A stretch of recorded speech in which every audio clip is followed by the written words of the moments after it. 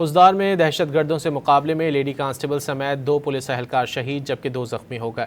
Police ज़राए के मुताबिक वाक़या मुकाबला खुजदार के इलाके बागबाना के करीब बाजुई में हुआ। शहीद एहलकारों की शनाख्त हेड कांस्टेबल समीउल्लाह और कांस्टेबल मलिक नास के नामों से हुई। लेडी कांस्टेबल की शहादत को बलूचिस्तान की तारीख का पहला वाक़या करार दिया जा रहा है। वाक़े में एडिशनल SHO मोहम्मद इब्राहिम और कांस्टेबल नजीबुर रहमान जख्मी भी हुए। पुलिस ने इलाके में सर्च ऑपरेशन शुरू कर दिया। खुजदार में दहशतगर्दों से मुकाबले में लेडी कांस्टेबल समेत 2 पुलिस एहलकार शहीद जबकि 2 जख्मी हो गए।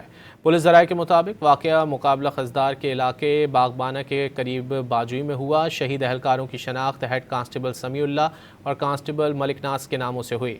लेडी कांस्टेबल की शहादत को बलूचिस्तान की तारीख का पहला वाक़या करार दिया जा रहा है। वाक़े में एडिशनल SHO मोहम्मद इब्राहिम और कांस्टेबल नजीबुर रहमान जख्मी भी हुए। पुलिस ने इलाके में सर्च ऑपरेशन शुरू कर दिया।